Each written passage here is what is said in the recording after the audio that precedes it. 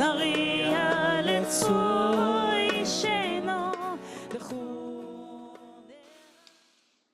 What's harder, to hate or to love?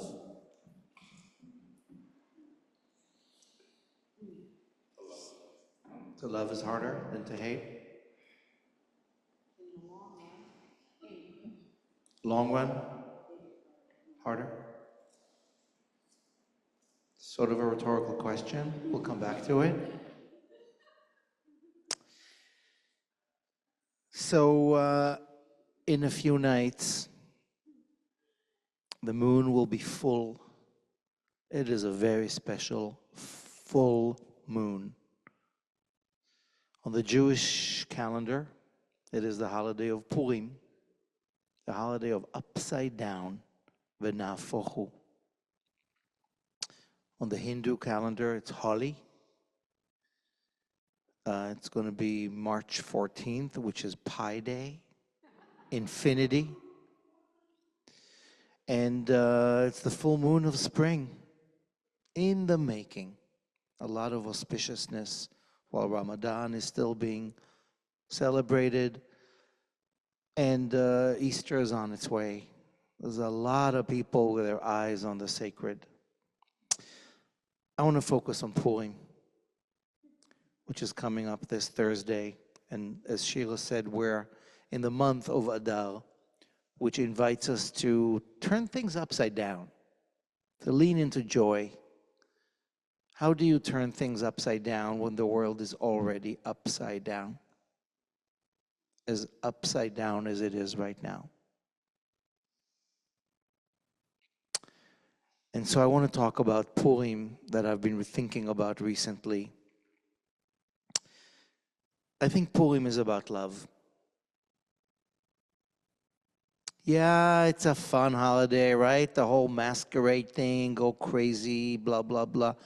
Yes, and at the end of the day, I think, you'll tell me when we're done here tonight, I think it's a holiday that is a love lesson. It is about how we learn how to love, which is hard. I don't just mean the Valentine's Day little heart emoji thing. Fine, that's great. I mean the harder ways of love. Loving the parts of me, the parts of you that you really, really struggle to love. That's not easy. We spend a lot of time and money on therapy for that. Lifetimes. And I'm not even going to start listing the people in our lives, the things in our lives that we're supposed to love. Parents, siblings, partners, etc., etc.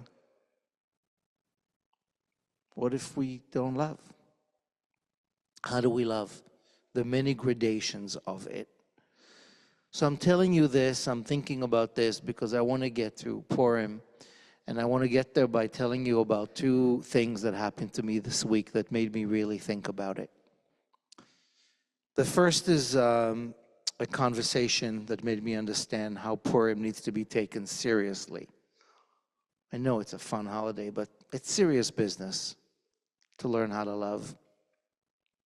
So the first thing that happened this week, that I was on a Zoom call for about an hour with 60 18-year-olds, high school seniors, Israelis, Israeli Jews, and American Jews. A group called the Bronfman Fellows. I've been meeting with them every year for many years. They're like elite kids, specially selected to spend a year really learning about their identity and what it means to be an Israeli, to be an American Jew. They meet several times a year. They compare notes. They learn more about being. I've usually met with them in person. This year it was on Zoom, both groups together. I was code switching like crazy between Hebrew and English, between talking to the Israelis, talking to the Americans who've had very different experiences this past year and a half and are dealing with all of what it means to be in Israel right now and all it means to be an American right now and all the polarities and all the difficulties. And they're like, what's I was like, I have an hour with them. Be a rabbi. Give them. So I started by asking them, what do you think is the most important Jewish teaching? What is the most important verse in the Torah? What's the bumper sticker of bumper stickers? Put it in the chat. I've done this before. And most of them said, I mean, if we had more time, I'd ask you, but I'm going to ask a sample one or two. Give me. Come on, a word or two.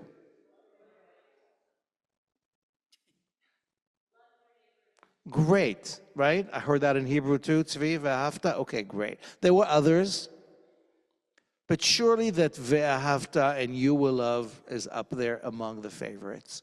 It's not the golden rule for nothing. And so a lot of them put ve'ahavta, love, and I'm like, great, you're right. Okay, done. Thank you. I'm done here. It is in the middle of the Torah. It is the smack in the middle. You here have heard me talk about it. All you need is vav, the vav of the ve'ahavta, love more, love harder. It's in the middle of the Torah to remind us again and again and again that it's important to love the other, because otherwise, what have we got? And so I spoke to them about what it means to be in a moment of such polarization, where families are not managing to hold these differences. It's true for Israel, it's true for here, it's true between us. And I'm inviting us to find that messy middle where we can lean in harder and see the humanity inside each other, even when we sometimes cannot stand them, even when it's really, really hard. I said more lofty things like that, and that they were not having it. They were like, you're full of it. What are you talking about? You're going to love rapists? You're going to love murderers? You're going to love Hamas? No. A young woman said, sometimes you got to hate, and love is for the weak. You cannot always love. And I said, listen, I hear you. I'm not saying love somebody who, with cold meditation, went out to kill a baby or do way worse. I am saying that there's a North Star here, that we have to teach ourselves to start with ourselves, and don't straight go to Hamas. Start with your sister. Start with your own stuff. How do we lean into ve'ahavta? If you're saying it's the most important thing, how can we use it as a healing to get us out of this rut? It didn't end well. They did apparently spend another hour on the Zoom after I logged off and had really important conversations. Maybe from what their teachers told me the first time, these Americans and Israelis had a real dialogue about the different lives that they're inhabiting right now, the different layers of the trauma, the different sense of identity, and the rage and the pain and the difficulty to love that so many of these kids are going through.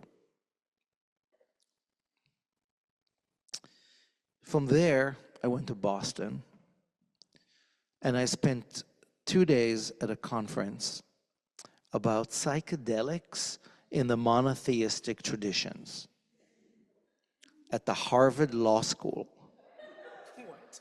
Yes, Harvard Law School. My friend Jay Michelson, who's many of you know, Elab Schuler and Noah Feldman, who are like on the faculty at Harvard Law School, convened this 100-people conference, Muslim, Christian, Jewish scholars, on the history of sacred medicine in these religions and legalizing the notion of sacred substances in some context, set and setting, for the sake of mental health, for the sake of harm reduction, for taking these ancient traditions that help us be better at being human, that have been demonized and delegalized, and won't get into all that.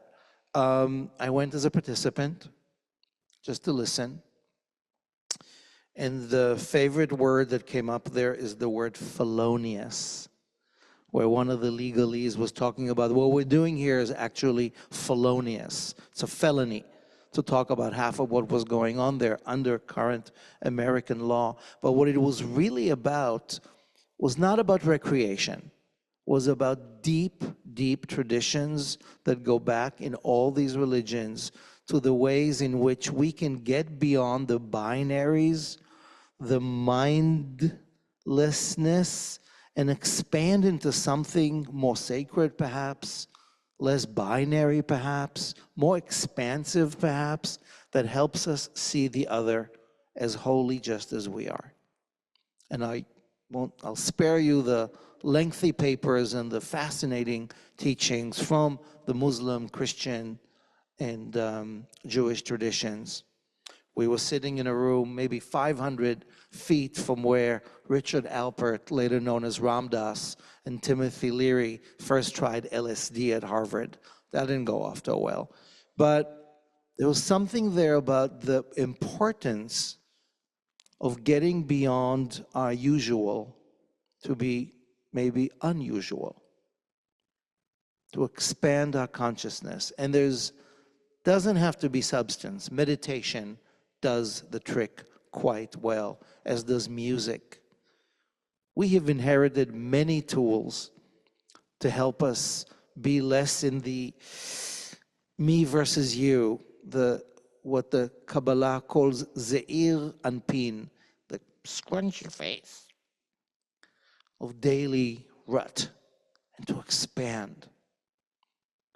And yes, there sometimes is the gift of sacred medicine, the plant medicine that is all over the globe in so many traditions. We'd even talk about the indigenous to this country and this land and Americas, etc. It was a great conference. I can tell you more about it later. But what really made me think about is what it takes to blur the binaries and to get beyond the very strict letter of the law. And it wasn't lost on many of us participating there who are Jewish that we're having this conversation on the eve of a holiday that is about blurring the boundaries, the binaries, the either or, in a way that actually is extremely hard. Maybe as hard as it is to love. So here's a text on the screen that I'm sure many of you know. This is from the Babylonian Talmud. It's about 1700 years old. And it's from a Rabbi who says, this is what happens on Purim. And the holiday of Purim, I'll quickly recap, is from the story in the Bible of Queen Esther, who is a hidden Jewess in the Persian Empire. There's a decree against the Jews to kill us all, a threat of genocide. The queen comes out with courage, comes out as Jewish, seduces the king, changes the decree, happy end. It gets very messy at the end. I'm skipping the last chapters. There's a good guy and a bad guy in the story. Mordechai is the good guy, the Jewish courtier, and Haman is the bad guy. And there's a mythic history to who those people are. But this rabbi says, one is obligated to become levesume in Aramaic, could be translated as intoxicated, inebriated, somehow not exactly in your usual state of affairs, so that you don't know, bless you, Haman, curse you, Mordechai, Zelensky, a dictator, Putin, a saint. Did I just say that? Oh, wait, etc. Right? You know what I'm talking about? Can you be in a state of consciousness where absolutely what you think is right and what you think is wrong is legitimately confused for you? That's the invitation of Purim. With drink, wine is the Jewish medicine, or not. The invitation for Purim is to blur the binaries so that I'm actually not so sure who's good and who's bad. And can you imagine in this world, in this moment, reaching across the aisle of these polemical, and say, actually, Hamas is awesome. Yeah, people are saying that. And actually, Israel is really evil. People are saying that. And Jews, wait, that's what's happening right now. So in a world of so many words that get stuck in our mouths and conflicting feelings, what does Purim mean to us? Can we even try and live up to this holiday in which we are supposed to blur the binaries? Towards what end? Right? What's the goal here? What's the goal?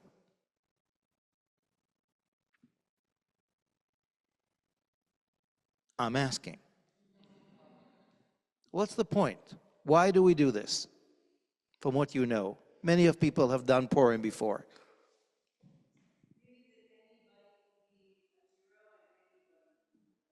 Anybody can be a hero and anybody can be a villain. It's not your genetics and it's not your zip code and it's not your political party and it's not, right? Human. This human thing is messy. Okay, that means that's going to make you more compassionate, more empathic perhaps, more patient, more loving towards those parts of yourself too, never mind the others. Or more suspicious because anybody could be anything. Okay, true, could go either way. Mark? To liberate us from what we think we should be, because on some level it's both and.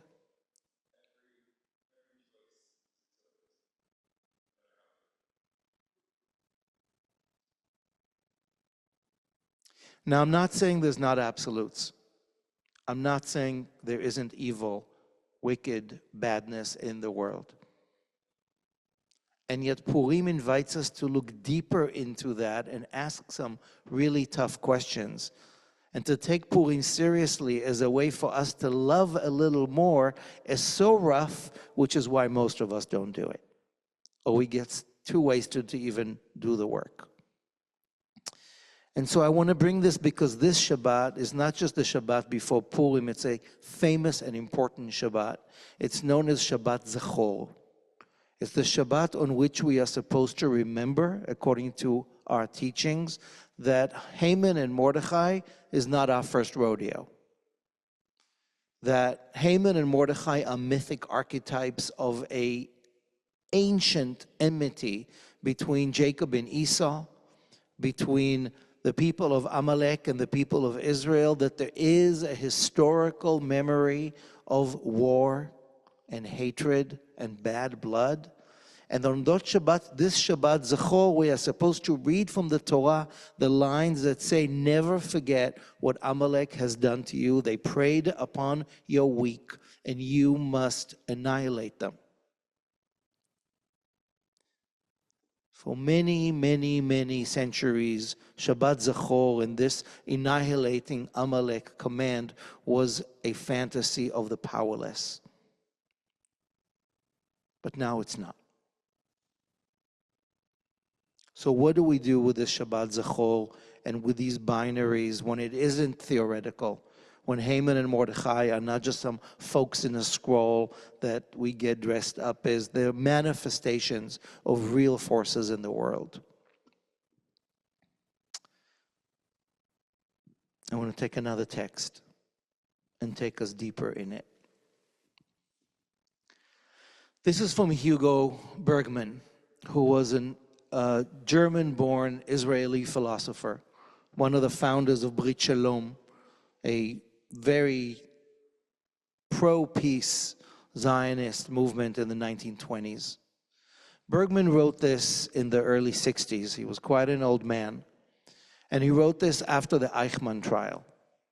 Adolf Eichmann, a super Nazi who was kidnapped, brought to Israel, put on trial, and later on got the death sentence, the only one in Israel's history to be executed. Bergman was against the capital punishment for a bunch of reasons.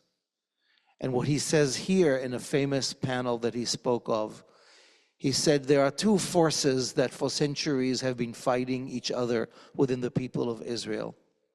The first might be called the hatred of Amalek, That's the commandment for this Shabbat. Remember that you have enemies that you must destroy.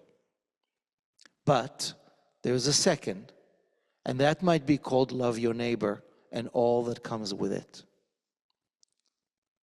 Judaism, according to Bergman, has these two polar opposites, these two binaries. Yes, remember you have enemies, and they are historical, and it is on you to survive. And if that means you instead of them, so be it. But you also have the other teaching, smack in the middle of the Torah, love the other as you love yourself. Between those two polarities, somehow we are wrestling to figure out who we are. And what was once the fantasy of a minority is now the reality of a people with an army on the Holy Land. So Purim 2025 is serious business. And I want to believe that what we are invited to is not just recycle the old remember who attacked you and annihilate them, because that is a vicious cycle for the ages. But somehow also figure out, as Bergman says, how we find the middle ground. Maybe we blur it, and maybe that's where sacred medicine comes in. And maybe Purim comes the opportunity for you to wear a mask or ask some questions, eat something you don't usually do, put on a tag or a symbol that you never would. Figure out what it's like to be not you. So that, as Melissa said, and as Sheridan said, as Mark said, we flip something inside the very clear convictions that I am right and you are wrong and I am good and she is bad. And actually, what if inside all of us is some humanity that has been hurt, that needs the healing, that underneath the hatred that is real, can there be some kind of a pathway that opens up a hope? Can Purim be a holiday beyond the joy and fun to teach us how to love? Can Purim be a holiday that is a life love lesson? We don't think of it this way. It's just a fun one for the ages. And I want to invite us to be more thoughtful about Purim this year. You want to know how? I'm not going to tell you right now. But I will tell you that on Sunday at 5 p.m. on Zoom for an hour and a half, I'm doing a how-to Purim workshop, focusing on the 4 ways we can transform this problematic holiday that I love so much into a love-driven life lesson. That in the middle of this trauma that we're in the middle of this rupture in the world, in the middle of this tyranny, we have agency, and we have tools, and we have sacred knowledge of how to go between these opposites that we inherited, that are real, wherever you are on the political map. So that's going to happen on Sunday, and I really hope you join. And I know some of you will join us on Thursday when the moon will be full and we will be doing Purim. And I think there's going to be a lot of joy, because leaning into joy is a commandment, even now. And there'll be some upside downness, and there'll be a very special VIP guest, I am told, that it is worth showing up for. But mostly, I think it's an invitation for us to put on some kind of a mask so we can unmask our fear and somehow learn how to lean harder into love. I think it's harder to love than it is to hate. But I reserve the right to change my mind. So on this Shabbat Zechor, I want to leave us with one more quote, a fragment from a poem called Ve'ahavta, and you will love, from a beautiful teacher, Aurora Levins Morales, who holds indigenous knowledge, holds wisdom beyond the old binaries of the patriarchal pain. And her poem, Ve'ahavta, begins with this paragraph. Say these words when you lie down and when you rise up, when you go out and when you return. In times of mourning and in times of joy, inscribe them on your doorposts, embroider them on your garments, tattoo them on your shoulders, teach them to your children, your neighbors, your enemies, recite them in your sleep, here in the cruel shadow of empire. Another world is possible. That is the promise of Purim. That's why Purim is a life lesson in love. And I hope we rise to the occasion. Shabbat Shalom.